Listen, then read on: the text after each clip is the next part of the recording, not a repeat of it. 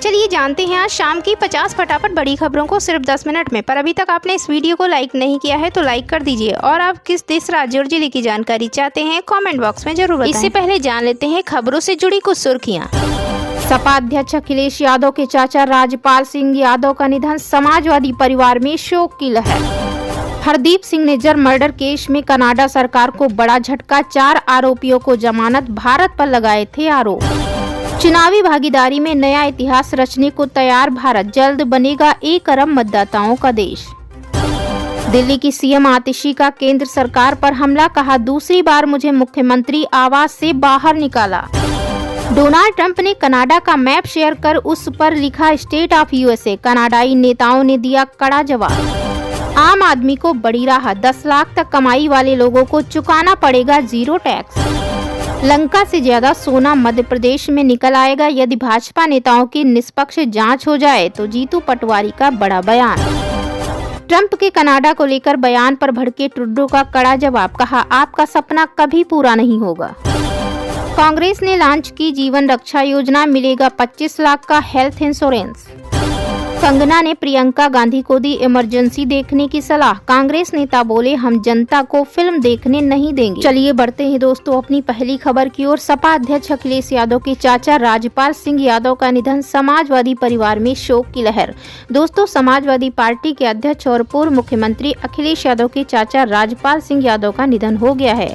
अखिलेश यादव के चाचा राजपाल सिंह यादव का निधन गुरुग्राम के मेदांता अस्पताल में इलाज के दौरान हुआ। वह काफी समय से बीमार चल रहे। बढ़ते हैं दोस्तों अपनी अगली खबर की ओर। हरदीप सिंह निज्जर मर्डर केस में कनाडा सरकार को बड़ा झटका, 4 आरोपियों को जमानत, भारत पर लगाए थे आरोप। कनाडा में जहां एक तरफ सियासी हलचल मची है, वहीं दूसरी तरफ अब कनाडा पुलिस को बड़ा झटका लगा है। हरदीप सिंह निज्जर के कथित 4 हत्यारे जमानत पर रिहा हो गए हैं। कनाडा सुप्रीम कोर्ट में 11 फरवरी को अब इस मामले की सुनवाई होगी।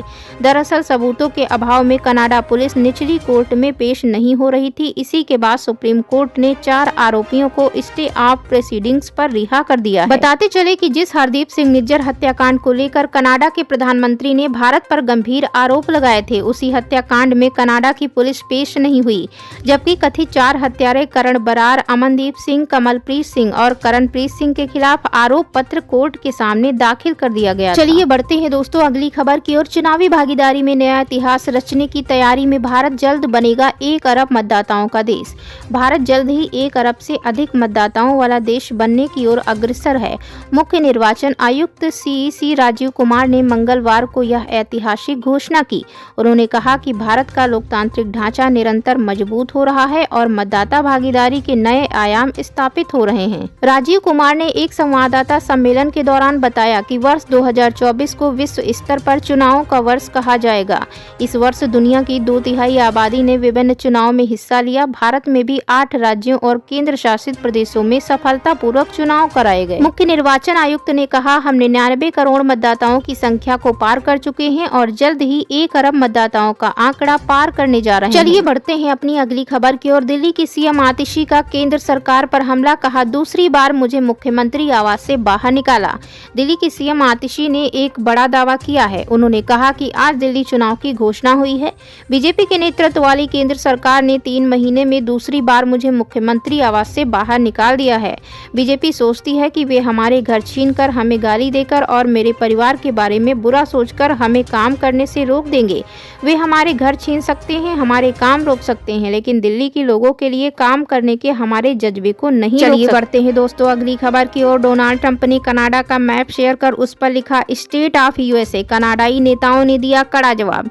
दोस्तों, अमेरिका के नवनिर्वाचित राष्ट्रपति डोनाल्ड ट्रंप अपने पहले कार्यकाल के दौरान लगातार सुर्खियों में बने हुए हैं। हाल ही में उन्होंने सोशल मीडिया पर कनाडा का एक मैप शेयर किया, जिस पर उन्होंने स्टेट ऑफ यूएसए बता दें दोस्तों। इसके बाद कनाडा के नेताओं ने उनकी टिप्पणी पर तीव्र प्रतिक्रिया दी, जिससे एक नया अंतर्राष्ट्रीय विवाद उत्पन्न हो गया है। डोनाल्ड ट्रंप ने अपनी सोशल मीडिया साइट्स पर 2 मैप पोस्ट किए। पहले मैप में कनाडा को अमेरिका के हिस्से के रूप में दिखाया गया था, जबकि दूसरे में ट्रंप ने कनाडा को अमेरिका का 51वां राज्य बनाने की अपनी योजना का इशारा किया। इस विवादास्पद कदम के बाद कनाडा के विभिन्न नेताओं ने ट्रंप के बयान को न केवल अपमानजनक माना बल्कि इसे उनकी गलत समझ का परिणाम भी बताया। इसी बीच बढ़ते हैं अगली खबर की ओर। आम आदमी को बड़ी राहत, 10 लाख तक कमाई वाले लोगों को चुकाना पड़ेगा जीरो टैक्स। इनकम टैक्स के बोझ से जूझ रहे लोगों के लिए खुशखबरी है। केंद्र सरकार बजट 2025-2026 के दौरान इनकम टैक्स स्लैब में बदलाव या छूट की घोषणा कर सकती है। वित्त मंत्री निर्मला सीतारमण 1 फरवरी 2025 को बजट पेश करने वाली हैं, जिसमें करदाताओं को राहत देने के लिए नई योजनाओं और प्रस्तावों की उम्मीद की जा रही है। सूत्रों के मुताबिक राष्ट्रीय स्वयंसेवक संघ यानी RSS के संगठनों ने वित्त मंत्री निर्मला सीतारमण को सुझाव दिया है कि सालाना 10 लाख रुपए तक की आय वाले करदाताओं को टैक्स से पूरी तरह छूट दी जाए। उनका मानना है कि यह कदम मध्यम वर्ग को आर्थिक रूप से मजबूत करेगा और घरेलू खपत को बढ़ावा देगा। फिलहाल नई टैक्स व्यवस्था के तहत आयकर में 7 लाख रुपए तक की छूट मिल रही है। इसे और बढ़ाकर 10 लाख रुपए तक किया जा सकता है। वहीं पुरानी टैक्स व्यवस्था में छूट की सीमा को 2.5 लाख रुपए से बढ़ाने पर भी चर्चा हो रही है। चलिए बढ़ते हैं दोस्तों अगली खबर की ओर। यदि भाजपा नेताओं की निष्पक्ष जांच हो जाए तो लंका से ज्यादा सोना मध्य प्रदेश में निकल आएगा। जीतू पटवारी का बड़ा बयान। मध्य प्रदेश के कांग्रेस प्रदेशाध्यक्ष जीतू पटवारी ने सागर में बीजेपी के पूर्व विधायक पर IT के छापे को लेकर मोहन सरकार पर निशाना साधा है। बीजेपी लूट, चोरी, डकैती का पर्याय बन चुकी है। सागर में पूर्व विधायक के घर करोड़ों रुपए का सोना मिला है। यहाँ कर्मचारियों के पास सोना निकल रहा है, जंगलों में सोना मिल रहा है। चाहे IT की टीम हो, चाहे लोकायुक्त टीम हो और चाहे ED की टीम हो, सारी टीमें मध्य प्रदेश में सक्रिय हैं। सब भाजपा के नेता ही निकलते हैं। उन्होंने कहा कि अगर भाजपा नेताओं की निष्पक्ष जांच हो जाए तो लंका से ज्यादा सोना मध्य प्रदेश में निकल आएगा। चलिए बढ़ते हैं दोस्तों अगली खबर की ओर। ट्रंप के कनाडा को लेकर बयान पर भड़के ट्रूडो का कड़ा जवाब। कहा, आपका सपना कभी पूरा नहीं होगा। दोस्तों, अमेरिका के राष्ट्रपति डोनाल्ड ट्रंप ने हाल ही में एक विवादित बयान देते हुए कनाडा को अमेरिका में मिलाने की बात पर कनाडा के PM जस्टिन ट्रूडो ने कड़ा जवाब दिया और साफ कर दिया कि आपका यह सपना कभी पूरा नहीं होगा। ट्रूडो ने social media X platform X पर पोस्ट करते हुए लिखा, इस बात की कोई संभावना नहीं है कि कनाडा यूनाइटेड स्टेट्स का हिस्सा बनेगा।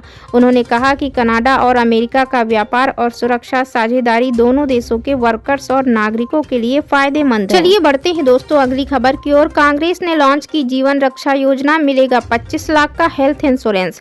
दिल्ली में विधानसभा चुनाव से पहले राजनीतिक पार्टियों ने चुनावी वादों का ऐलान करना शुरू कर दिया।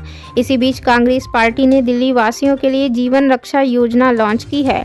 इस स्कीम के तहत दिल्ली वासियों को 25 लाख का हेल्थ इंश्योरेंस मिलेगा। इसके अनुसार वे 25 लाख रुपए तक का मुफ्त इलाज करवा सकते हैं। वहीं पार्टी ने महिलाओं के लिए प्यारी दीदी योजना शुरू करने की बात कही थी। इसमें महिलाओं को हर महीने 2500 रुपए दिए जाएंगे। कांग्रेस नेता और कर्नाटक के मुख्यमंत्री DK शिवकुमार ने प्यारी दीदी योजना का ऐलान किया है। उन्होंने कहा कि अगर दिल्ली में कांग्रेस सरकार बनती है तो इससे महिलाओं को काफी फायदा होगा। शिवकुमार ने कहा कि ये योजना सफल रूप से कर्नाटक में भी चल रही है। चलिए बढ़ते हैं दोस्तों अगली खबर की ओर। कंगना ने प्रियंका गांधी को दी इमरजेंसी देखने की सलाह। कांग्रेस नेता बोले, हम जनता को फिल्म देखने नहीं देंगे।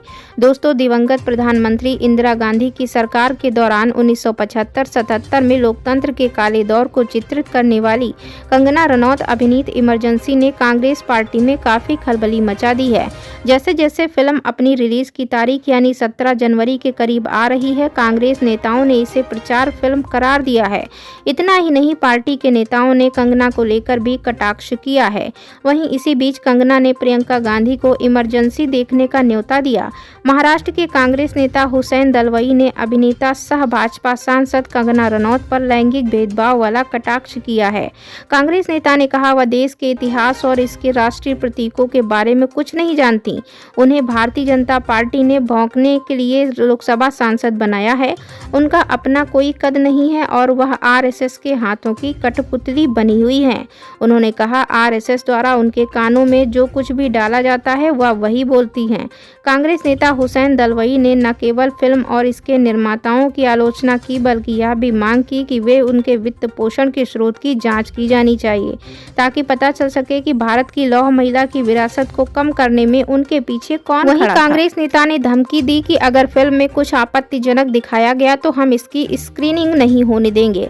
INS से बात करते हुए उन्होंने कहा कि कांग्रेस महासचिव प्रियंका गांधी को उनकी आगामी फिल्म इमरजेंसी देखने के लिए कंगना द्वारा आमंत्रित करना एक पब्लिसिटी स्टंट के अलावा कुछ नहीं था और दावा किया कि निर्माता फिल्म को बेचने की पूरी कोशिश कर रहे थे क्योंकि यह कोई चर्चा पैदा करने में विफल रही है। इससे पहले दिन में कंगना ने INS को बताया कि उन्होंने कांग्रेस सांसद को निमंत्रण दिया और उनसे अपनी फिल्म देखने का अनुरोध किया। कंगना ने कहा, मैं वास्तव में संसद में प्रियंका गांधी जी से मिली थी और पहली बार जो मैंने